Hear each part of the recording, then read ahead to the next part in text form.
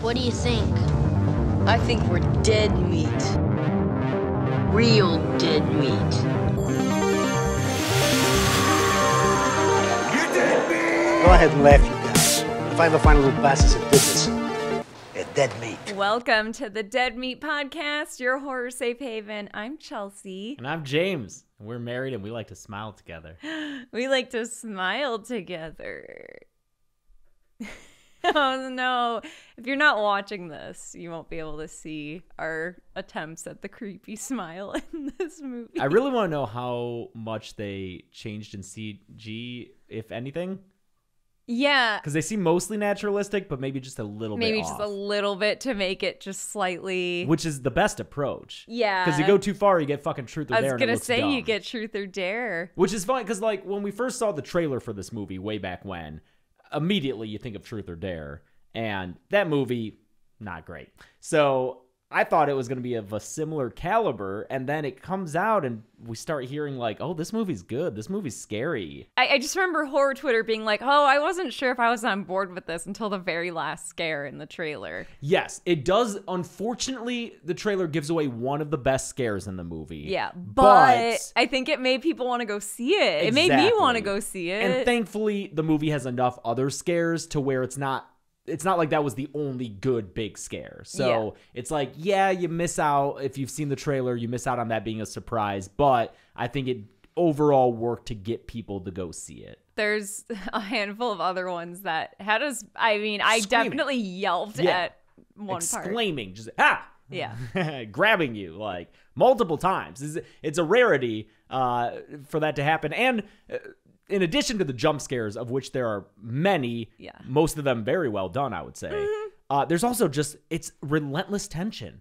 This movie's kind of nonstop. I remember at a certain point, I just was thinking, okay, I'm good if this ends anytime soon, because I'm just so stress levels through the roof the whole I'm time. so stressed. It doesn't let up. There's no scenes where I feel safe. And like near the end, there's a scene where like I finally start to like, it's just a big scene of a lot of scares, and it ends. I'm like, okay, that's over. And then one of the biggest jump scares that made us scream a lot, that we'll talk about when we get there. But yeah, I mean, I've seen mixed stuff on this review. It's interesting. I feel like horror filmmakers and horror critics who like the bloody disgusting people, I feel like they all love this movie. Yeah. And then when you get to the audience, it's more divisive.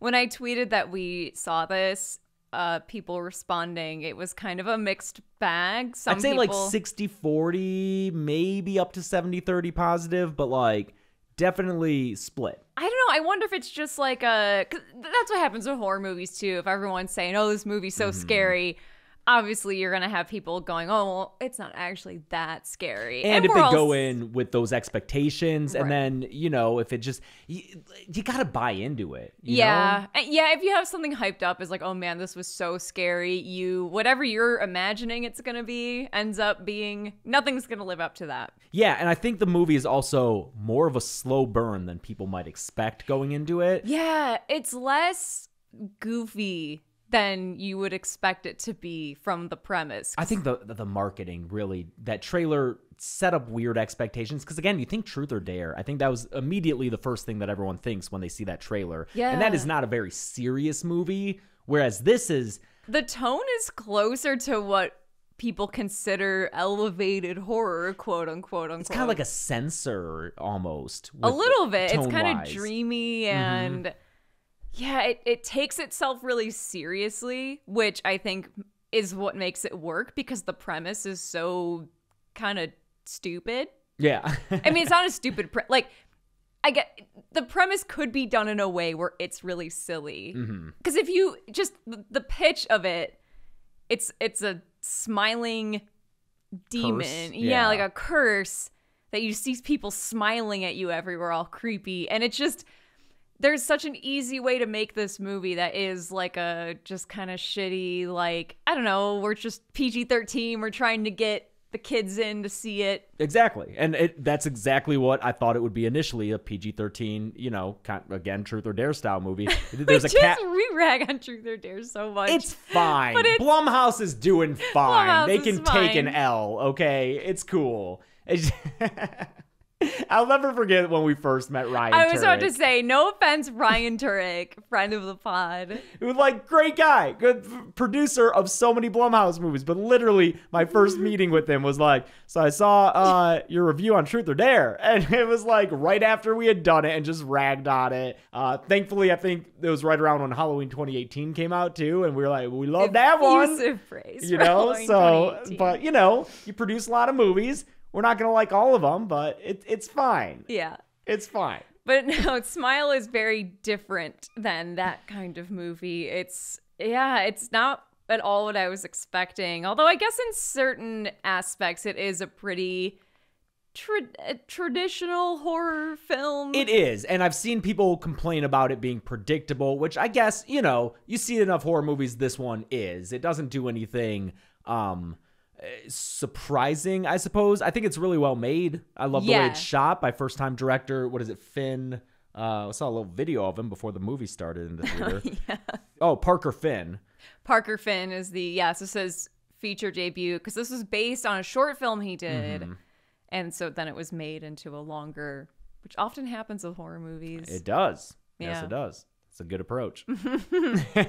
Tune in November 18th. November pregame. 18th.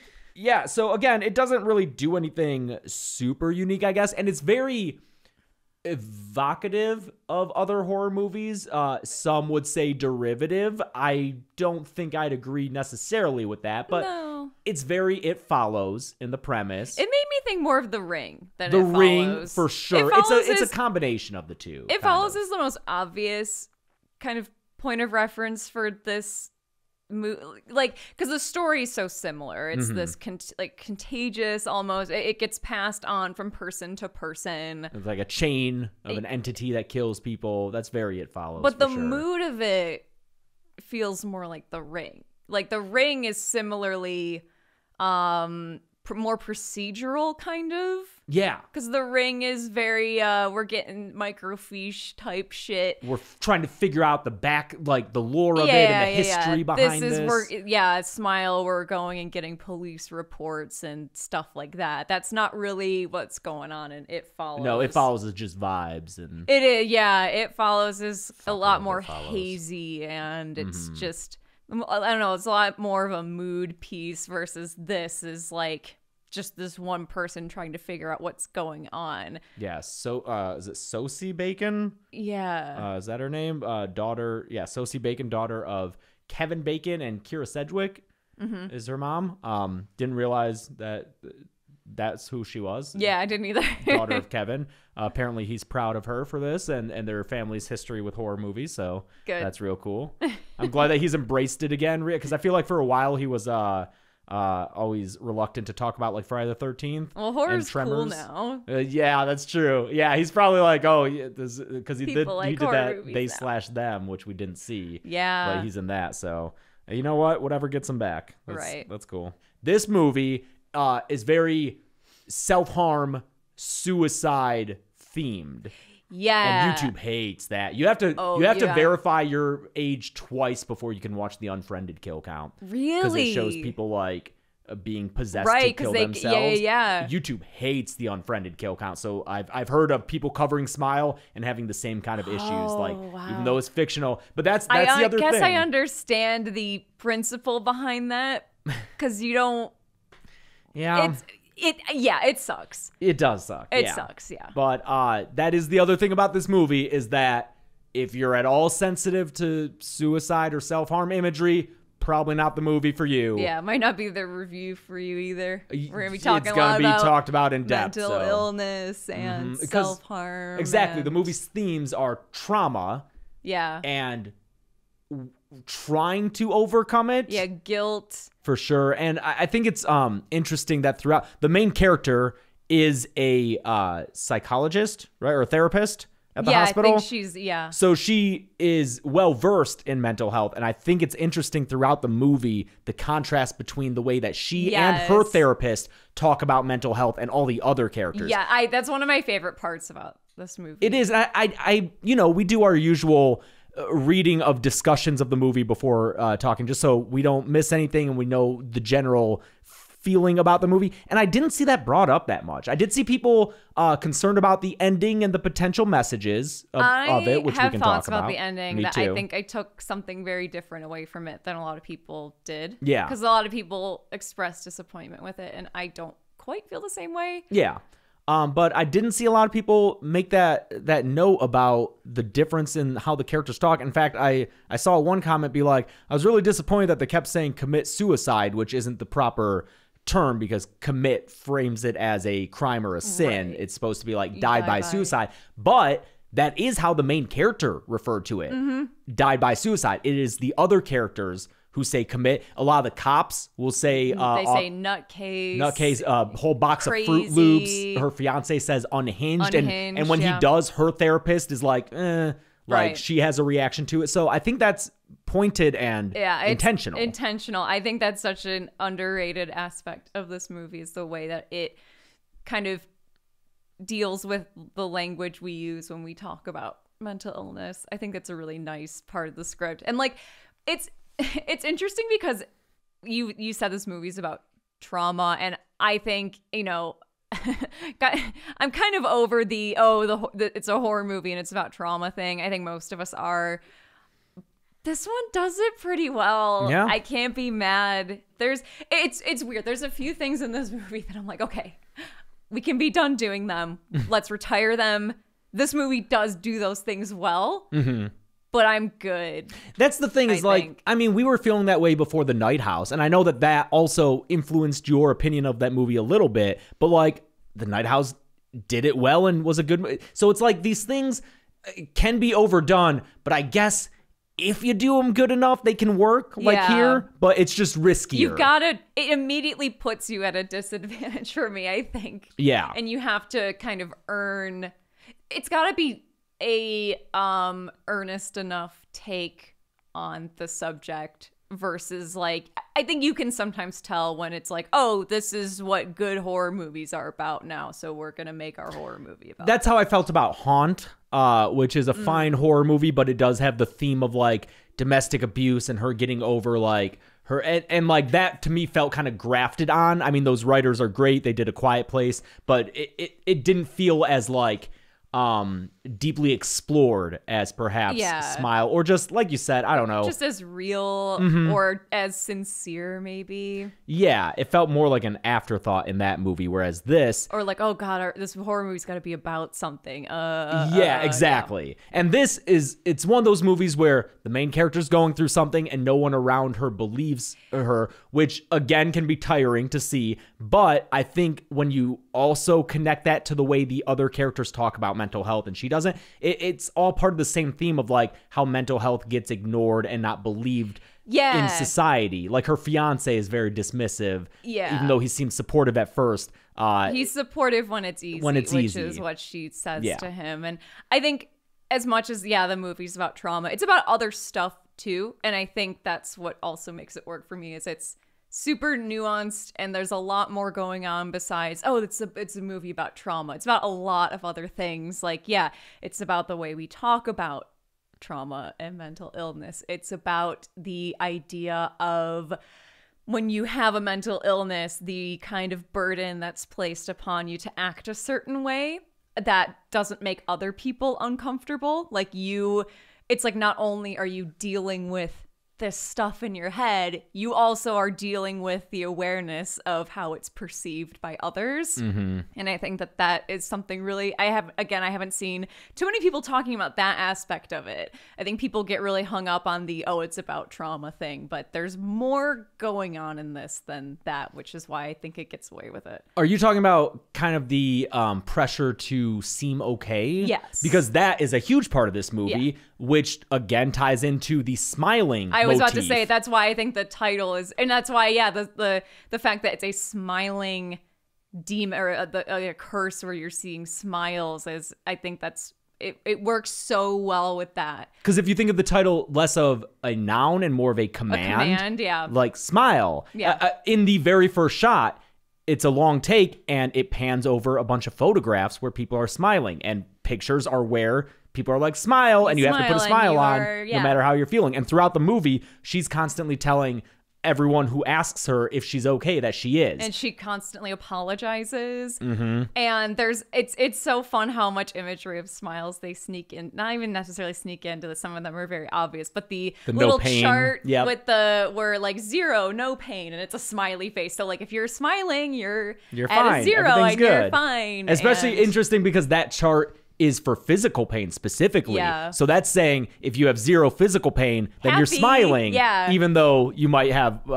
something else Right. going on. Yeah. And I noted it in the shot where she's walking down the hallway in the hospital, and she's like but whenever she passes someone, she smiles real fast to them. And then I think that point is kind of driven home in the shots of her putting on makeup and smiling in the mirror before she goes to the birthday party. It's literally tying makeup and the smile. They're the same thing. It's masking herself and putting on like an appearance. Yeah. I feel like that's a good rundown that's mostly spoiler free. If you're still listening and haven't seen it, I know it's only in theaters right now and probably not still showing everywhere. We thankfully live in LA. That was the other thing. One more thing before we get to the actual movie is before the movie, you have at least for us, we saw a little video of the director and the lead actor. Probably at the end of a very long, they look so tired. Exhausted, they and don't it's want to so do funny. this. It's clearly this like, hey, we know you've been doing press all day. AMC wants to film a thing they play in front of the movie where you thank people for coming because this is a theatrical exclusive. It's so funny. They seem so dead. And I didn't think anything of it. I mean, we got the same thing with Top Gun from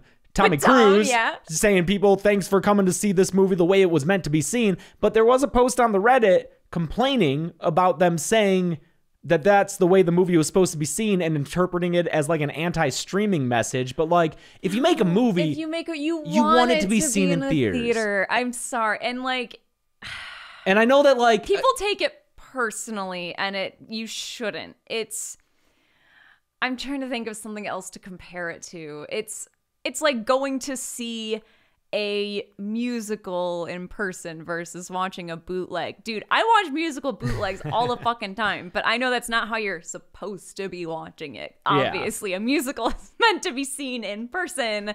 Granted, that's an entire discussion about accessibility and that's whatnot. the other thing. And I understand that for the viewer, sometimes it's more convenient when you can pause and like go. But like, if you're the person who made the film, I mean, hell, even with like fucking kill counts. When someone's watching it and like the times that someone has put on a kill count with me and then like they'll talk over a line or like look away or something. I'm like, no, but I put a lot of thought into that sentence. Like, please, that was so I can only imagine with an actual film, of course you don't want people pausing it. So like when they say it's how it's meant to be seen, that's what they're talking about. Sound is mixed. That's I mean, it's why thing. sound at home sucks. And I wish that's, again, whole other discussion. I wish something would be done about it because I'm so mixing, fucking God sick damn it. of watching theater mixes at home. But that's why when you're watching a movie at home, the dialogue is like super, super quiet. And then everything is super loud. The music hit is really, really loud. And with a movie like this with such good sound design, you want it to hit hard. The sound design in this is great. But one last thing I will say in, I guess, understanding of people bristling at that. I had some notes. Oh, what? There's like some sound editing that it felt very like, oh, this feels kind of stock horror. Oh, you're talking about this specific movie. I was still on that message thing because before you came in here, Gressel and I were talking about how like we might have a warped perception of the theater going experience because we live in LA, and apparently, and I believe this, theaters elsewhere throughout the country may not be of high quality as far as like the sound system. They may not have updated like a chain, especially. Yeah, and apparently audience, like I keep reading about people being like, I hate going to the movies because the audience sucks. Everyone's always talking and like we don't really have that experience. I don't think I can remember specifically the Pet Sematary remake. We had a bad experience, but like for the most part, people here are respectful, probably because they know people LA, who work here. But I guess if you're having a bad experience, that'll suck. Yeah. That'll ruin a movie. For sure. There's definitely pros and cons. Yeah. Yeah. But as far as, I don't know, I like the immersion. Because I don't know if we were at home watching this, if it would be as scary because you're not locked in. You're not like stuck in that seat and you can't look away because it's a giant screen. And so you're just in this relentless ride of a horror movie. And I was on edge the whole time. Man. I had a great time. Yeah. Well, I want to say great. I was actually Yeah. pretty miserable because I was so scared. It's also, you could cut 10 minutes probably. It's almost 2 hours long. It's 5 minutes short of 2 hours. It felt. I didn't look at the runtime before we went, and I remember thinking, I feel like we've been here. Yeah, like when she gets to the house at the end, I'm like, okay, we've been here a minute. Yeah. But I wasn't like pissed, but it could be a little shorter. Do we want to? Yeah, let's talk about the movie. I love this opening. This opening scene, well, it starts with her mom, a flashback that she's having of her mom dying. It's her mom is dead in bed. There's pills and booze. Overdosed, yep. And we she see saw it as a her kid. finding her mom. And that's important because this is that frames her entire character. She's never been able to get over this experience of her mother dying by suicide in front of her, her seeing that traumatic experience. Or what we understand to be death by suicide. Yes. Well, it's yeah. we're in spoiler town now. Spoiler so, town. It's accidental death by suicide. It's either it's not made explicitly clear whether it was an accidental overdose or it was a suicide attempt she then regretted that she realized I don't want to die. I took it as that second one. I guess it could, because she says I made a mistake. So yeah.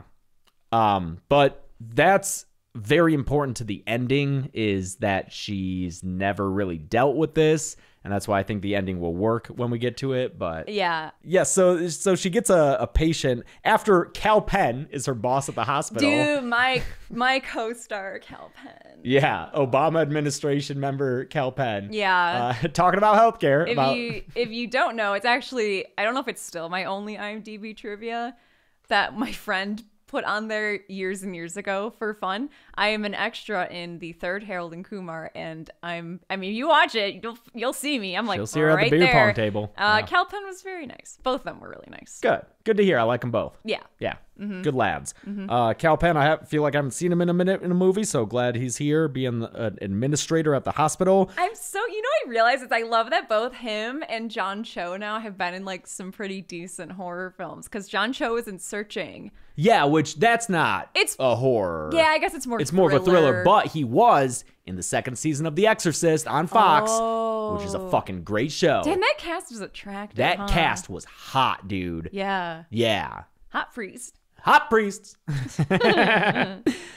Yeah, Cal Penn says that Rose is her name, has been working 80-hour weeks for months. Yeah. She's clearly exhausted. She is ragged. Overworked. Just run ragged. Yeah, there's a moment where he's like, dude, just go home, and she's packing up her stuff from her office. She leaves her office, shuts the door, the phone in her office rings, and there's a pause, and we hear her running back to pick it up. So I really liked that little moment, especially for how it ties into something later. Well, let's talk about it now, since we're in the spoiler thing. We don't have to go fully chronological. I feel like it's better if we explain things, why they make sense. Because, one, I like the way it's shot, with the slow pan. This movie does a lot of the slow pans, which builds tension. I'm thinking like, oh, what's going to be, is it something scary? You never know what's on the other end of a pan. Yeah, especially after someone leaves the room and you're still in that empty room. That's just like, no, we should have gone away. Why are we still here? Why are we still here? So it slow pans to the phone call, it rings, and she runs back in and answers it. Yeah. And later, we find out that,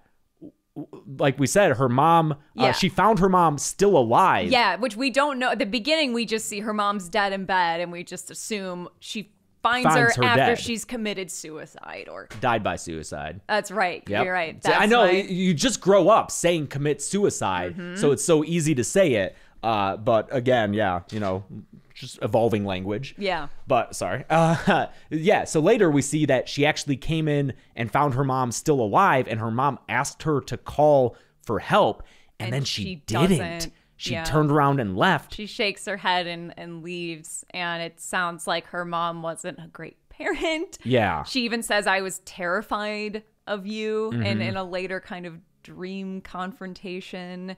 And so she's just lived her whole life with this guilt of, I didn't do anything. And it's an exact kind of, that's why the phone is such a neat touch, is in this instance where we can tell she overworks herself, and we kind of put together later, oh, it's out of guilt, and specifically of not making a phone call. So that's why she runs and picks up this phone, because she must know it's a patient that needs her help. Yeah, and she let her mom die, and so that's why she's working these 80-hour weeks to make sure that doesn't happen so to anyone else. I think that's very important, that guilt and the lack of dealing with that trauma throughout, because I mean, we'll see she's always denying help. People are like, what can I do to help you? And she denies it and ultimately tries to go at it alone. Yeah. She's someone who is always going to help someone else before herself because of this formative moment as a kid. And so the phone call is for a patient who comes Carl. in. Oh, it's for Carl? At first, or you know what? I think we might meet Carl before this phone call, but Carl's important, so we should talk about him briefly. Sure. Carl is this patient she has that she knows. I think he's been there for a while, and I think is having a manic episode. That's what she says, he comes in and he's sitting there repeating, like, everyone I know is going to die. I'm going to die. We're all going to die. Everyone's going to die. Something bad's like everyone. It's just this cheery way to start the movie. Yeah. And so she sits with him and talks to him, and we get to see her at work, essentially. But yeah, Carl is a recurring thing. Yeah. Oh, yeah. Oh, Carl. But the phone call is for this patient who's just being brought in, a 26-year-old grad student named Laura.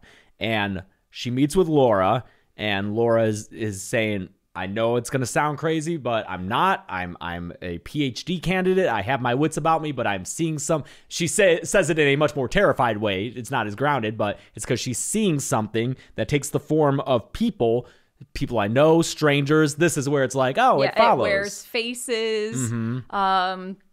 Sometimes people that aren't alive, I think she says. Well, she does. Yeah, specifically, she says her grandpa, who died a while ago.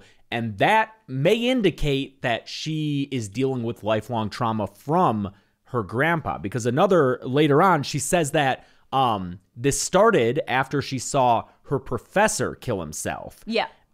Killed himself with a hammer, which is, obviously a very intense thing. Himself to death with a hammer, which is a wild-ass way to kill yourself, which is our first indicator that, like... And then later when Rose goes to talk to the professor's widow, the widow mentions that the professor had seen his brother die at a young age. So that's right, in a car accident or something like that. But that seems to indicate to me, between the professor, the mention of the grandpa from Laura, and then obviously Rose with her mom. This seeks out people who have pre-existing, long-lasting, undealt with trauma. Because I think it kind of knows that's what it can use to fuck with you. Too. And it just makes them more vulnerable, I suppose, if they're dealing with something that has almost defined them throughout their whole life. Yeah, that's an interesting thing about this movie's kind of monster, because I was saying on the car ride on the way home, like, this movie's, it's kind of like an It Follows, in that it's just so prime for people to pick it apart logically, because It Follows, we all thought it, right? Like, why don't you just get on a plane and fly across the ocean? Because It Follows is walking. Yeah. And this, it's kind of like, you start thinking, well, what happens if you live stream yourself killing you in it? Like, does it jump to a bunch of people? Well, that was the Truth or Dare ending. Yeah. And I just it's things like that, or like, what happens if you do this, and I think it's not necessarily that this entity wants to spread to as many people as possible. I think it's more sadistic in that it just takes pleasure in torturing one person at a time. I don't think it's like it wants to spread, it wants to take over the world kind of thing. Yeah, it's a lot more isolated than that, which I think is scarier and more interesting. So Caitlin Stasey is playing this first victim, Laura, and I didn't realize until I saw her name in the credits. I know her from this fucking Fox show APB with Justin Kirk. It did not get a second season, but it was on when I worked there. And I don't know, I thought she was interesting in that show. And then she pops up here, and it's funny. I wrote down in my notebook before I knew it was her, like, this actor sets up the movie. Yeah, She has to sell it. She has to be great in this opening scene, or else the whole rest of the movie is just you're working at a disadvantage, I think. And she does it. Yeah. The conversation, she sells that being terrified, and then first jump scare I got is when she screams at now she sees it. She sees something behind Rose. Yeah, and it's a close-up, and she screams, and it's terrifying. And she like backs up to the wall, and Rose runs over to the phone, and the camera stays on Rose as she's calling for help. And then we hear Laura stop screaming, and Rose turns around and doesn't see Laura. There's nothing there, It's and fucking scary. There's just the broken vase on the. There's like a vase that gets knocked over. It's a broken vase on the floor. And then she sees Laura standing there, smiling. Goddamn. First smile, great. Yeah. So good. The smiles in this, it really triggers the very human, or like the very primal part of my brain, where it's hard to make eye contact like that for so long. Even though I'm very aware it's a movie and this is not a real person that I am looking at, it's still just this weird animal part of me that It's like the end of Pearl. Yes, it's why the end of Pearl is such a fucking nightmare.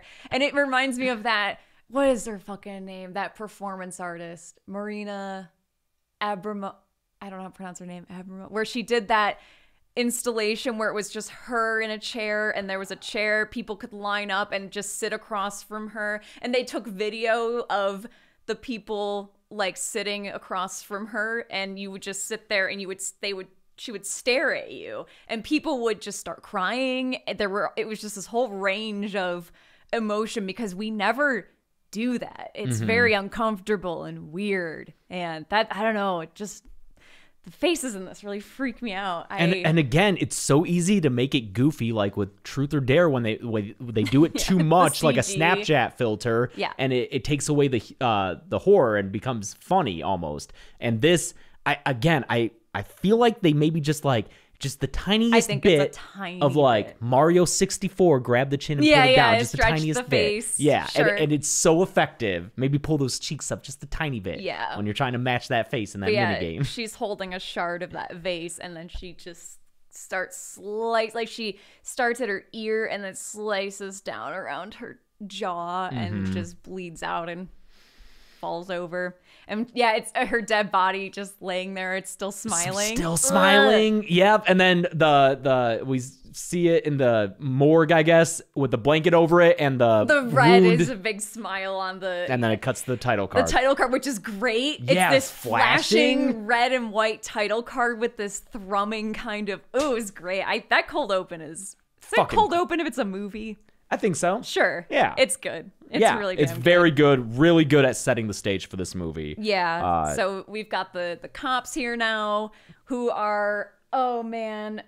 I don't know the one cop who's calls it a head case and is, very dismissive of the surrounding potential mental illness. But the other one is Kyle Gallner. Who turns out is an ex of hers. Like, he seems like he waves at her, and you kind of get a sense of he's at least more compassionate, but then you find out later is an ex-boyfriend of hers who, importantly, she says she broke up with because she felt herself opening up to him too much and like breaking down her own walls, and she felt like too vulnerable with him. So that kind of informs her current relationship with her fiance Trevor, who, seems nice enough, but she doesn't seem like, when he asks her what's wrong after this day at work, she says, "Oh, a patient died." She doesn't say a patient violently killed themselves in front of me. I think her two relationships here, it's the difference between being yourself around someone, which is what I think she was with Kyle Gallner, and that's terrifying if you're someone who experiences mental illness or is dealing with shit, and it's scary to realize I'm not going to be perfect around this person that I want to love me. And it's this fear that they'll leave you or realize, oh, this is what you're really like. And so I think her current relationship with her fiance is just all kind of a show. It's her just tamping down on all this shit to maybe, have a more normal life and one where she doesn't have to worry about him leaving her because she's never truly being herself. Yeah. Yeah. And she keeps tamping it down long enough for them to go to dinner with her sister and her sister's fucking husband. These two are characters from You. Yes. Ooh, that's a good call. They're such characters from, especially season 3 when they're in like suburban kind of Silicon Valley. Yeah. 'Cause the one guy's got, the husband has a tech vest Fucking on. Greg. Greg is such a fucking brother-in-law, like shitty brother-in-law. He's great. That guy thinks the algorithms are going to get us to Mars. Like that's, that is that kind of guy. I love, her sister's wearing this like pink blazer with like very pointed shoulders. I saw a lot of color analysis on this movie. Yes. You do have, I knew it, because that kind of stuff always goes over my head. Scribbling so furiously Good, in because my notes. I have to have especially it the pointed color out to pink. me. Oh, okay. Because in the hospital, I did notice a lot of pink scrubs, Yes, pink walls. you did, and that is on purpose. Okay. I love it when that stuff happens, and I love having it pointed out to me. And I on repeat viewings, I can start to then acknowledge it and pick up on stuff. But like first time viewing, it's still, you have to be trained to watch movies and start to notice all the various things that go into it. And I still haven't been able to first time viewing notice colors unless it's very obvious. And that pink it stands out because it's everywhere in this movie. And that shade of pink, if you notice, it's always this like one shade of pink. It's kind of like a Pepto-Bismol. I was gonna say almost. kind of bubblegummy It's called almost. Baker Miller pink. Okay. And I'm curious if where they shot, if they painted the walls or if it was already like that. Because this shade of pink, I forget what year. I think that might have been like a mid-century, kind of like a 1950s. I don't know. I don't know the exact like history of it, but it is the shade of pink named after the two founders of this, I think, prison. And it's this shade that in studies has been shown to temporarily reduce aggression in inmates. Do you know what I'm talking about? Certain sports arenas will paint visiting locker rooms pink. Really? Wow. Yeah. It's also called drunk tank pink. To calm you down? Yeah, so there's often prisons are painted this color pink. I noticed it right away in that hospital, the place where she works. A bunch of it is just that pink color. Oh, interesting. And it's interesting that her sister is always wearing that shade of pink. Because her sister's always the one who granted, everyone in her personal life is kind of like, dude, you need to chill the fuck out and we're trying to live normal lives and you're really fucking this all up for us. But her sister especially just wants everyone around her to just like be fucking chill. You know? Like she's introduced talking about just the fucking daily minutia of being a parent, and I got a big laugh out of she's talking about how like she hasn't done Pilates in a few weeks, so her body's shit, and you just hear her husband off screen be like, no it isn't. No, it's just like that quick little like, or no, he says not true. Not it's true. like my body is fucked, not true. Yeah. It's just like getting that in there is like, I'm a dutiful husband. Nope, hon, you're still hot. She's kind of an ultimate example of someone who stresses themselves out and just runs themselves ragged trying to, kind of like what I was talking about earlier, create this illusion of we're happy, I'm happy, we have a happy life. Look at my son, he takes Spanish and isn't he so smart, and he does all these extracurriculars and and He's having the 7th birthday party that you better be at. Yeah. So it's this like pursuit of being happy but not happiness, if that makes sense. Yeah. And her sister mentions wanting to sell their childhood home because it's abandoned and has been for a long Looks time. like the fucking Evil Dead cabin. It does when she gets there. Yeah, It's nasty. It's real bad. Looks like, you know what it looks like is Jenny's house in Forrest Gump I don't remember. that they throw rocks at. Okay. Our first sponsor this week is Uncommon Goods. If you want to avoid boring gifts this holiday season, Uncommon Goods is your secret weapon. Uncommon Goods is here to make your holiday shopping stress-free with remarkable and truly unique gifts for everyone on your list. Honestly, treat yourself to something. I just did. I just got a really cool new lamp for my desk after searching for months trying to find something. I was being super picky. I wanted something not bulky that was unique and colorful, and Uncommon Goods had this LED hoop-shaped lamp with rainbow lights that I'm so excited about. I hadn't seen anything like it anywhere else either. This isn't one of those aggregate stores that just sells products you can find everywhere. Uncommon Goods has something for everyone. To get 15% off your next gift, go to uncommongoods.com/deadmeat. That's uncommongoods/deadmeat for 15% off. Don't miss out on this limited time offer. Uncommon Goods, we're all out of the ordinary. Our next sponsor this week is Bon Charge. If you're watching the video version of the podcast, you get to see this cute picture of James wearing one of their blackout sleep masks again. He's got all the lights on in this picture, but it's fine. These masks are amazing at blacking out light. I often end up going to bed later at night than James, and he'll leave a dimly lit lamp on for me so I can see while I'm getting ready for bed. The mask makes it so he can fall asleep with the lamp on, and I'm not tripping over stuff and waking him up all over again after he's already fallen asleep. It's truly win-win. We've got basically a mini museum of sleep masks we've tried from other brands, but the Bon Charge ones are our pick. Besides sleep masks, Bon Charge offers a wide range of products to help optimize your life in every way. From blue light glasses to circadian-friendly lighting, Bon Charge products help you naturally address the issues of our modern-day life effortlessly and with maximum impact. They ship worldwide in record time from Australia, where their sleep masks are designed. If you want to upgrade your sleep, you can go to boncharge.com/deadmeat and use the coupon code DEADMEAT to save 20%. That's boncharge.com/deadmeat and use the coupon code DEADMEAT to save 20%.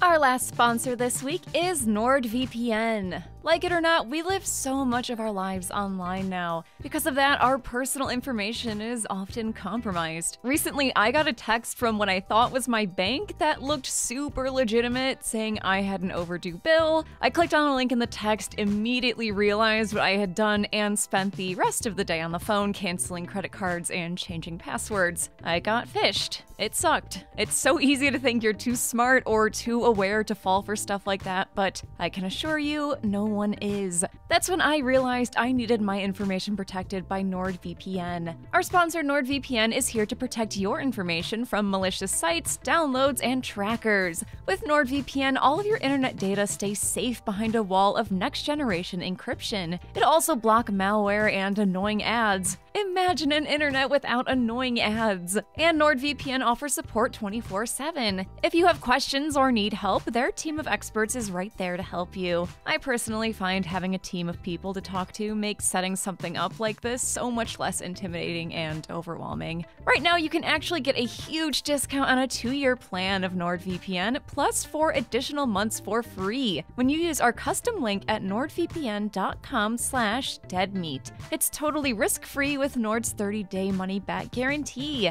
That's nordvpn.com/deadmeat, or click the link in the description below. One more time, that's nordvpn.com/deadmeat.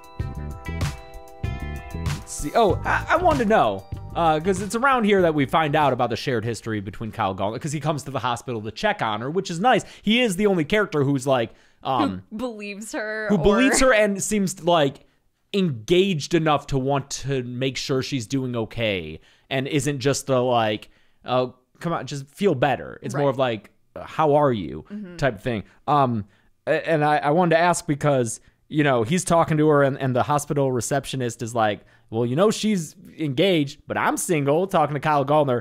He's got this goatee going on. Do you think it works for him in this movie? Yeah. You do? I really like the goatee. He's got the little goatee, the mustache, and the soul patch. No remaining beard. I'm into it. Really? Yeah. You think I could do that? Because that was my, like, high school facial hair. The little goatee. And then I moved down to the chin strap, which sucks. The chin strap's not good on anyone. No good chin strap, but, like, get rid of the chin strap and maybe just leave the little goatee. That could be kind of nice. Yeah, I mean, that's Littlefinger. Sure. That's pretty much Littlefinger. Isn't that just Baby No Money? Baby No Money also rocks the goatee. Yeah. Oh, she lives in a great horror movie house, by the way. Oh yeah, it's a ranch. Well, no, there is another layer to it. It's like a half. It's a weird where it's kind of in a hillside, so that the garage is like under the house. It's a good house. So from one side, the house looks like it could be 2 stories, but from the front, it's just one. Mm-hmm. But it's very kind of modern looking ranch style. Lots of big glass windows, which Mm-hmm. of course, I feel like every horror movie now, if a character lives in a more modern house, you have these fucking terrifying glass windows. I just always think of The Guest. Yeah. Or is it no, The Gift? The Gift. Yes. The a lot Gift. of glass. They live in just a giant. They literally live in a glass house in that movie. She also has the best cat This after cat Lucy. is so cute. Mustache comes and greets her at the door, and there's like a shot, like an Where he's just looking down at at, and there are so many shots of this cat that you're like, This cat is dead. This Yeah. cat is so dead. At least you don't see it happen. yeah. Okay, we don't have to witness Mustache getting Oh murdered. god, but you do see the body. It's real sad, sucks. and it's a body with like heft to it too. When she goes to CGI pick it up, cat body. no, When she's holding it, it was totally CGI. no. When she's picking it up by like one arm, I think when she's cradling it, it's Okay, real. I'm thinking of when she's but when she cradling takes it. it out of the box, Oh, really? I Is think it? was CG? Yeah. Okay, I didn't catch that. Yeah, she's having a hard time at that because now she's starting to see people smile. She sees Carl smiling. Yeah, she in walks his by room. Carl's room and he is smiling at her. And so like he panics. stands up and he's like, "You're gonna die. You're gonna die. So she panics and calls. She calls a 5150, which is like that's placing someone under psychiatric hold. Okay. So Even though it's revealed that he was just in bed. he's just sitting here. I'm just. Fuck did I do? You know? Yeah, very he's McNulty. just sitting there. Yeah. So because of that incident, Cal Penn puts her on leave, paid leave for a week. Cal Penn, just a man trying to do his job in this know. movie. He seems. It's funny because I almost expected him to be like a Shittier. yeah, where Yeah. he just wants what's best for the team. All right. Even when he's talking early about like the patient not having health insurance, he's like I agree with you that it was the right thing to do. I just need more of a heads up. So there's that. And like when she winds up in the hospital after the birthday party, he comes and visits her and he looks genuinely concerned. Yeah. So yeah, I expected him to be a shittier guy because it'd be so easy, especially with what she learns after the visit to the jail of you have to kill someone to break the chain is what we find out later.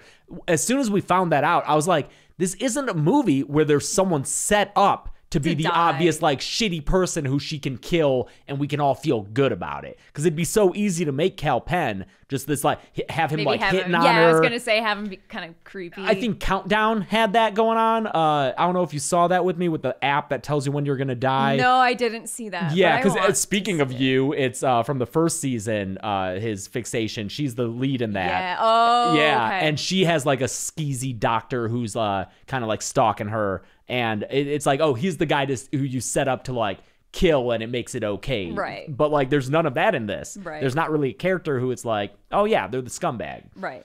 So yeah, she heads home for the night. I like that she gets a text from her fiance that I think it says something like "I'll be home soon" with the smiley emoji. Oh, I didn't even catch that. She has a smiley mug. I yeah, noticed. the smiley face mug. Yeah, there's so many a little smiley emoji I laughed at. Yeah, but at home she's trying to wrap a gift. Yeah, because she bought a toy train for her nephew Jackson. Yep. Jackson likes trains. Makes sense. You're 7. Mm-hmm. You like trains. Sure. I thought it was going to be dinosaurs. But yeah. it's trains instead. And then her home alarm goes off. Yeah. And she gets a phone call from the alarm Yeah, place. so she has to do the little code, which is Acapulco, I remember. Yeah. It's her code. And she's like, I'm certain I didn't trip it off myself. And the person on the other line is, Are you sure? Are you sure? Yeah. Are you sure you haven't let something inside, Rose? No, dude, I shit myself. I was not happy. And then she realizes she's not holding the phone. Yeah. And it rings again. And Yeah. that's actually the security company calling. So what the fuck was on the phone earlier? Before this, too, remember when she sees, it's the first night she gets home and Oh, yeah. she's standing there drinking wine and She in like sees Laura in it's- the shadows. her house is kind of dark and there's a shot where like you see That's real Laura creepy. standing kind of far away, but she's just standing in there Oh fuck. Yeah, that's before the dinner with her sister. She breaks so many wine glasses. I know. I like the line her husband had. Did you break another glass? Did you break another Cut. glass? Yeah.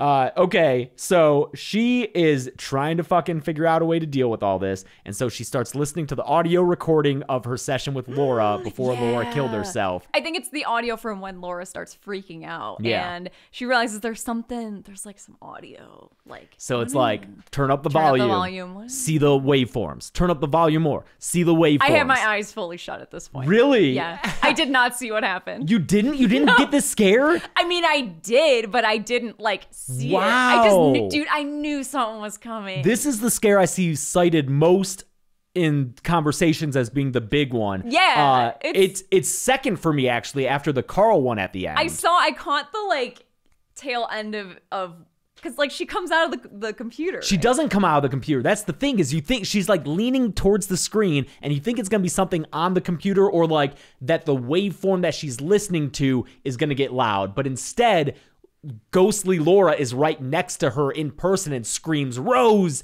like in her ear. Yeah, fucking poopy pants right there. Holy shit.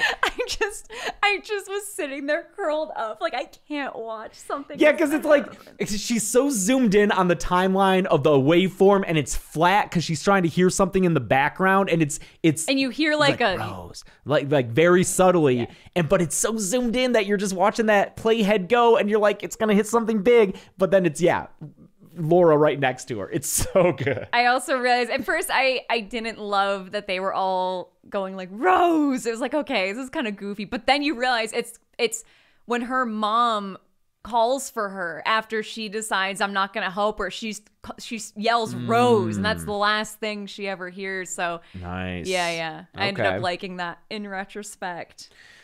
Yeah, so again, I wrote jump scare underlined twice, and then in really big letters, I'm done with notes. Sorry. It's not true. I ended up taking more, but at that point, I did notice you put it away at one point. I was like, I'll keep it up. I feel too vulnerable. Yeah. So again, she's lying. Her sister calls her and she tells her that everything's okay. Just continuing to do that. She goes and talks to her therapist. Yeah. Who she had seen previously, but hasn't seen for some time. She talks to the not Lin Shaye character. Yeah, exactly. Like 10 years ago is Lin Shaye. Yeah. And she's asking for drugs to help her. With the hallucinations. Which could be seen. Prescriptions are legit and necessary many times, but I guess in this, it might be seen as like the quick way of like, can I just have the drugs? Yeah. As opposed to dealing with the trauma, which her therapist wants to engage with. I've also heard people theorize that the therapist might not be real in this scene. I don't know. I saw that theory. I think that maybe because later with the real phone call that happens, her therapist mentions their last session, which I assume to be this meeting. Yeah. But it could be either way. It's open to interpretation. Yeah. But yes, her therapist wants to talk about how she hasn't gotten over her mom's death. And she is just like, no, I don't want to talk about that right now. Right. She's like, I don't want to relitigate all of that in this session. Thanks. I just want these hallucinations to go away. And yeah, it's kind of like if you've ever tried to get medicated for mental illness before, it's a really difficult process, and it often does feel like you're just sitting there having to convince someone, no, I need medication, because only you can ever experience what it's like being in your own head. And so it's really difficult to feel like someone will believe that you're experiencing the things you are, to the point where, okay, yeah, we do need to get you medicated. Yeah. Then there's sometimes the opposite, where doctors are incentivized to give you medication, but that's a different situation. So she puts on her makeup, like I was talking about earlier, puts on a fake smile in the mirror, and heads to her sister's kid's birthday party, where, it's just these people, just all the parents. All the PTA moms. Yes, for sure. Yeah. And she gives this kid the gift. And yeah, so he's unwrapping it and his face just drops. And as soon as you realize he's not happy with what's in the box, it's that fucking cat. It's that fucking cat, dude. Yeah, and it's Mustache. So she takes Mustache out of the box. Everyone's horrified. Everyone's screaming. Yeah.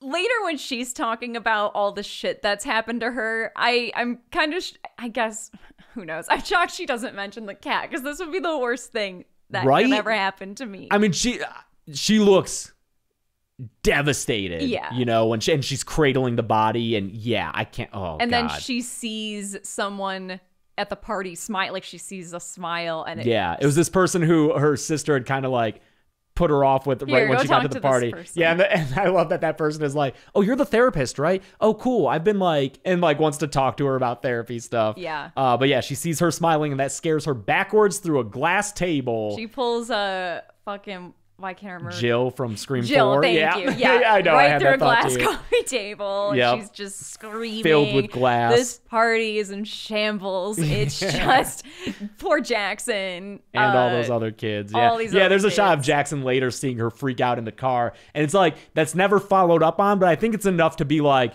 trauma is contagious in a way. I like, wonder if it's another, back to your point of this thing feeds off of people who've experienced some kind of like trauma. lifelong trauma. Like yeah. that could be an inciting thing for him. Yeah, I saw people talking about a sequel. I don't want a sequel. No, yeah. There's so, What's the sequel? Kyle Gallner. We'll get there. There's there's a sequel to this that's 5 minutes long and extremely problematic. That's very true. So what? Now she's like trying to fucking figure out what she can do. Yeah. And that's when she goes to the widow of the professor. Oh yeah, who is fucking what's her face from Scrubs? From Scrubs, yeah. Yeah. Something Reyes. Is it Carla? Yeah, she's Carla in Scrubs. Yeah. Yeah, she's the widow of the professor, and she's like showing her the artwork, all the Yeah, smiles. the professor drew a bunch of, like, this is the stuff he was seeing, and it's this really creepy artwork, and he even drew a picture of the last time he saw his brother, and so it's like his brother after this accident or something. Yeah, and again, he said that he was seeing his long deceased brother. Yes. When he was being possessed or whatever. Yeah, when he's followed being by this stalked entity. by this, this entity. And so the way that Rose keeps asking questions, she's there under the pretense that she's a reporter. Mm-hmm. And that's what Mrs. Munoz is like, okay, you're not a reporter. Like, what are you? And Rose finally comes clean, like, okay, no, what your husband was seeing, I was seeing. And you have a moment where you think, okay, she's going to have someone who is on her side now. But no, she's like, get the fuck out of my house. Like, you're like, she calls her a nutcase. Mm-hmm. So she goes to Kyle Gallner next, who obviously has shown that he cares about her, but she goes to his home and is That's after she basically breaks up with her fiance, or at least it doesn't seem like. Oh, is that after she comes back? Because the last time we see him is when he does the little ambush with the therapist, right? Oh, you're right. So this is before that, though. They have an argument where they're in the car and she's trying to explain what's going on. And it's when she's like, there's something following me. And he immediately is like, you're talking about ghosts. What the fuck? He calls her unhinged. He leaves. Like, she's trying to get him to stay in the car and listen to her, and he gets out of the car and leaves. He doesn't want to deal with it. He's Right. like, what am I supposed to say? Right. Mm-hmm. So she does go to Kyle Gallner and tries to get help for what's going on here, and they look up crime reports for all these people who have died in this chain, and they keep finding, oh, this person killed themselves in a violent way About a week after they saw someone else kill themselves. Yes. And so it's just this chain of people all spaced apart for, it's like 4 to, it's average, like a week. Yeah, I said no one has lived longer than a week. Right. Some of them died right after 4 days. Yeah. And she's on her 4th day. But, you know, she does a few visits to Kyle. In between, she goes to her sister's house after the birthday party and is like apologizing for what happened and trying to get help from her sister. And they have an argument about the sister saying that, like, you've never moved on past mom's death and you resent me for leaving you in this situation with apparently a bad parent. Mm-hmm. And that's when that scare from the trailer happens. The trailer, yeah. 'Cause the head. Rose gets in the car and her sister runs back out and knocks on the window and yeah. Yeah. It's so good. But yes, when Kyle Gallner hooks back up with her, he says that he went through these chains. He went like 20 people back, and there was one person who's not dead, who is in the chain. His name is Robert Talley, an accountant. I found it funny that the accountant's last name was Talley. Tally, yeah. Yeah. And he's in jail for having murdered someone. So they go to jail to talk to him so she can figure out what the hell is going on. He's in Stranger Things as That's one of right, Hop's yeah. deputies. Yeah. And he, I think Powell, I forget who's who between him and the other guy. He's also, I guess, in Marvel shows as like a recurring Daredevil character. Yeah. And then her fiance's on The Boys. Turk Barrett or something. Oh, yeah. A-Town on The Boys, which Yeah. we haven't watched, but... A-Train. A-Train, I'm sorry, not A-Town. What am I thinking of? Usher. Peace up. A-Town. Yeah, maybe. Oh, no, I'm thinking of... That's fucking Austin Theory's thing, too, is A-Town all day, baby. Oh, my God. So they go and talk to that guy. He's fucking awesome. That performance. Oh, he's so good. Just this one scene that he's in. He's just instantly the saddest man you've ever seen in your life. Because she's like, I believe you. I have a patient who is seeing the same things. Yeah, I have a patient who's seeing all this stuff. How are you alive? What did you do? And you can tell he's still just fucking haunted by this. Because he ends up, we learn that this entity thrives on there being witnesses too. Yes, and to transfer to. even though he doesn't kill himself, he is still the witness to something traumatic because he murders someone. He says, you got to murder someone in a very violent way. Yeah. And that there's a witness And they're all who sees there it does have to be a witness, which so he it can murders transfer his neighbor in front of their wife or something. Oh, I'm not sure. I think it was like a neighbor or a friend and their wife was the witness. Okay. I think is how it worked. And he's like, and you've got to make it big. It's got to be, yeah. So And as he's describing that, she's like, I can't kill someone. And then when he finds out that it's her, he's like, get her the fuck away from me. Yeah. Like, I don't want to get it again. Like that, when he breaks, oh my God, it's so good. Yeah. Like that's some good scared acting from that dude. Yeah. Hell I know yeah. you really feel, I guess I didn't consider, oh yeah, you probably can get it again. Yeah, right? Like, and he doesn't want to get that back. That was Rob Morgan is the actor's name, just to shout him out. Yeah. Great job. Oh, is this when her therapist comes over? Yeah, so she gets home and she's got like all the like police, like the crime scene photos on a like a little fucked up folder that she's carrying around. Yeah, that Kyle printed out for her. And the therapist shows up and is talking to her, and in the middle of their conversation, the phone rings and she picks it up. Well, the therapist is like, aren't you going to get that? You should get that. You should pick up the phone. And she picks up the phone and it's the therapist. Fucking chills down so my back, good. dude. Which is funny because like they basically did this scare with the security system, but they amp it up here in that she's talking to her therapist and then gets a call from her therapist being like, I wanted to check in with you. And then she's just looking at this therapist who, again, the chills are already happening right now. Who does the smile. Who does the smile, and it's the entity. Oh, it's so fucking good. And then they the therapist starts talking to her as the entity with this modulated voice and starts walking towards her, and the steps are so heavy. Yeah. I love the weight that it gives to this entity. I don't love the modulated voice. Oh, you don't love the voice? No. Okay. That was the sound thing I was talking about earlier. I just see. think I almost Overdone. kind of like it just being the person's voice. Okay. Maybe slightly. I didn't care for how the scene ends with her grabbing her by the mouth and drooling, and then it cuts and like it cuts away. Yeah, and she's, that and the end of that scene felt a little. I think they okay. just wanted to do an Alien 3 reference, maybe. Maybe. Which is the Oh, that's right. The effects. The effects in this team. movie are Amalgamated Dynamics Inc., which started with the Alien movies on Alien 3. They've done a lot of stuff. They were the ones who did the practical effects on the Thing prequel that then got overwritten by CG. But Tom Woodruff Jr. and Alec Guinness, Alec Gillis. Alec Gillis. I think. No, it's not Alec Guinness. It's not Guinness. Yeah, it's Gillis for sure. I think it's Alec, but they've done a lot. They did Goro in Mortal Kombat. Oh. The puppet Goro. Wait, But, which Goro? like the original Oh, like okay. puppet one. Got it. Yeah, okay. yeah. They've done a lot of work. All the aliens since Alien 3 and the Predator and Prey they did earlier. So just in that world. So yeah, that grabs her by the face, kind of drools, and then that cuts away. It's kind of abrupt there. Yeah. And then, so what is this when she goes to her work? Yes, because she's been told that she has to kill She's someone. gotta kill someone, She so goes to she work. She's got this brings this a- really fancy knife. It is. It's like this hammered metal knife. Yeah. Hammered steel. It's kind of cool. But she puts it up her sleeve and goes in to her work, and she goes into Carl's room and basically backs him into a corner because he instantly is scared of her. And She waits until Cal Penn comes in and is like, what are you doing? And now she has a witness. She just fucking starts she stabs. stabbing. It's CGI. Oh, the stabs? Yeah. I Yeah, know.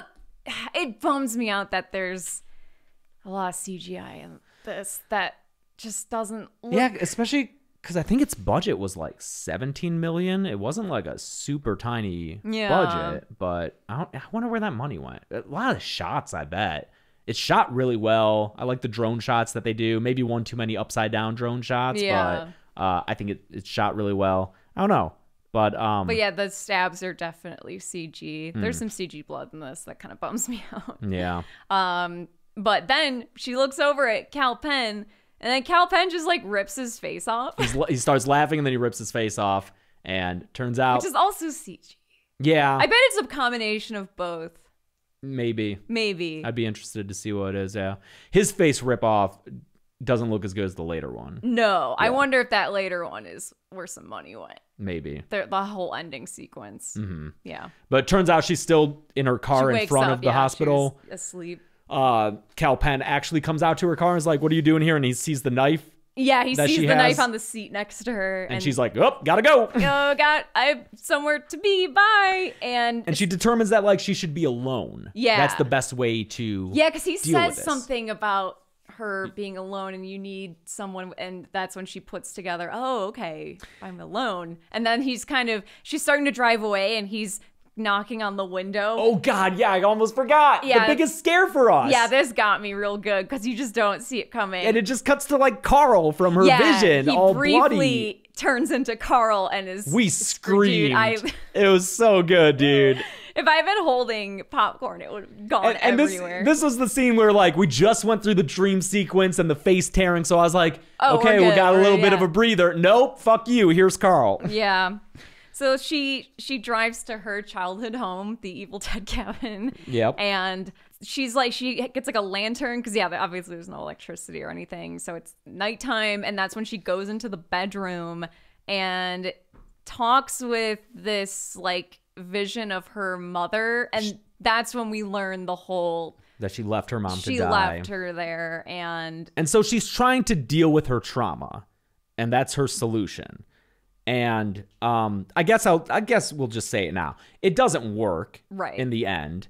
And I saw lots of people being like, well, then what is the message? That you can't overcome your trauma, that like you're doomed to succumb to your mental illness. And I think more so the movie is saying that you have to deal with it earlier and in a healthy way, because she goes so long her whole life without dealing with it and just stuffing it down. Yeah. And so like one little confrontation at the end isn't going to be enough to resolve that. Like this movie is almost saying like you can't deal with this there's how a not movie one would. fix easy. I don't think it's as literal as maybe people are reading it to be. I don't Maybe, think yeah. it's a you're just doomed forever kind of thing. I think it's more like, yeah, you can deal with stuff like that and have moments where, like in the end sequence, which I love, she like lights this thing on fire and it looks fucking awesome. But that stuff is still gonna be with you. It's not gonna make it not happen. They even say earlier that it's like trauma wounds don't always heal. Some of them will be with you forever. So I think it's less of like, if you'll never be able to get over it and deal with it. It's more of like, you have to deal with it as it comes, and it's gonna be. It's like the Babadook. The Babadook is Babadook, Night House, similar ending. where yeah. the ending of the Babadook is they learn to live with it, and it lives in their basement. I think. Well, that I think is the contrast that people are drawing. The Babadook and the Night House are both like, we will forever have to live with this, but it's a way that we can deal with it. Whereas this ends with her killing herself. Mm-hmm. And so it's a much bleaker, downer of an ending. Yeah. So that's why I think it might be like, deal with it sooner and deal with it with people's help, maybe, because again, her solution is to try to deal with this by herself, isolates herself in this cabin. Yeah, I wonder if it's less I wonder if the kind of overarching message of this is less for people who are in the situation of someone like Rose, where you're dealing with shit. I think it's less of like a, you gotta deal with this or else it's hopeless, and more of a, if you're watching this, maybe you're one of the other people in this movie, and this is what happens when someone goes through something like this, and Be more like Kyle Gallner, less like A-Train. yeah. Yeah. So I think it's more of that and less it's all hopeless and you'll never be able to deal with this kind of thing. But I totally get. I get that read. I don't think I came away with as like doom and gloom of an ending, even though if you're reading it really literally, yeah, it does end with it's, but I think it's also just, it's less of a literal, like, no, you'll just die. Like, it's, you watch this character kill herself, and more of a, no, it's just stuff like that's always going to be with you. You can't just magically end it and have it go away. That's just not, Yeah. how it works. Because she lights it on fire. Again, it looks cool. How do you feel about the monster's look? Okay, so here's the thing. It's funny. I got a tweet from someone who said their brother played the monster. Yeah. Which I thought was really neat. That guy was at Monsterpalooza. As Son of Monsterpalooza, the guy who played this monster. Wait, It's like Ken something. do we meet him? No, we did not meet him because we okay. were Kevin Kepi. Oh, shit. Okay. Yeah. It's weird because we just covered Barbarian. And one of our complaints, a chief complaint. Again, maybe. it's another thing where I'm like, we can retire it. I'm kind of over the long-limbed, tall, scary woman thing. It was saggy cool. boobs, yeah. It's been done very well. It scared the shit out of me in Wreck. There's Mama. There's It. It doesn't have the same visceral kind of what the fuck anymore for me, and we can just be done with it. We're good. Well, put it to bed. This is done well here, and Yeah. I like it, and I like that I think part of the reason that she does get really tall and long and stuff is because it's her viewing her as a child, like it's a child's perspective Of the this mom. yeah, Yeah. who is bigger than her, and Yeah. Who ends up looking like Marilyn Manson, kind of. it's creepy. Yeah, the face is creepy, and yeah, because the thing is that she lights it on fire, and she thinks she's done, and she leaves. That when man, it looks so cool and it's on fire and it's all like I liked it, it's yeah. all crispy crackly. But then it turns out that like she didn't. I forget how it she transitions. has like she runs out and it cuts to her going to Kyle Gallner's Oh, yeah. apartment, and there's a scare moment where Oh yeah, you think it's all done, but then Kyle Gallner's like, I'll always be here for you. And that's I'll pretty always creepy. Be here for you, yeah. And then she leaves his apartment door and winds up back in her home, her childhood home. So turns out she never did any of that shit, or if she did, it didn't work. Yeah. And the entity's still there, looking like Marilyn Manson, all fucking like 7 feet tall. And but then it reveals its true self by ripping off its face. And this looks fucking It's awesome. cool, yeah. It's got all these It's jaws just and teeth. It's rows and rows of smiles. teeth, and the face is like all long and stuff. And then It's it grabs cool. her jaw and stretches it out. I love that shot. Yeah, it grabs Rose's mouth, opens it, and then starts climbing its head in there, and it's inside. this gross, like, kind of wide shot of them. I love that It's shot. really freaky. Yeah. It's like fucking what's that painting of? Oh my, what is it? Saturn eating his son. Thank you. Yeah. That you have a parody version of on your computer of Gru eating the minion. That's right, I do. That's the background of my my Yeah. desktop. Yeah. Is Gru eating a minion like Saturn eating his son. It kind of reminded me of that a little bit. But what's also in the moment I realized that this is what Laura saw in the room. Yes. She saw Yeah. this being show up, and then when she stopped screaming, it was because this being put itself into her mouth. I wonder if it was her grandpa. Yeah, like a big version of her grandpa. Something. Yeah. But yeah, now Rose is possessed, and this is when Kyle Gallner shows up, having gone to her childhood home, and he comes in to find her pouring Dumping, kerosene on herself. yeah. And then She's St. Maud's it. she she lights herself on fire, and you see the last shot is in the reflection of his eye. You see her, and is she waving? Like she's definitely smiling. Is she but waving? I thought I saw her waving, which makes it Ew, even that scarier makes to me me. wanna Just like throw up. on fire, smiling and waving. Oh my god! Even if she's not waving. She's It's definitely creepy, smiling, yeah. and it's fucking creepy, and so I like it it. gets passed on. And this was, the thing that I thought I The was like, problematic sequel. yeah, because it's like it gets passed on to a cop, and I'm like, if there's one person who can kill someone and then get away with it, traumatize someone in the vicinity. yeah, that's Come the on. problematic 5-minute sequel. There's not a sequel to this. Like, I mean, I wouldn't be surprised if there is, considering how much money this thing made. That's the thing. $17 million budget is now made over 200 million over $200 worldwide. million, yeah. 100 It's domestic, crazy. 100 otherwise. Great fucking job. Yeah. Horror's so cool. Terrifier 2. Yeah. Like, oh god. Horror, it's just, I'm so happy for everyone in it. It's so cool, man. Yeah. It's so awesome. I love it. Again, yeah, it's a movie that I didn't expect much of from the trailer. Ended up really enjoying it. A little surprised that I've seen it so divisive. And just the people who say it's not scary, I'm like, then what scares you? What's scary to you?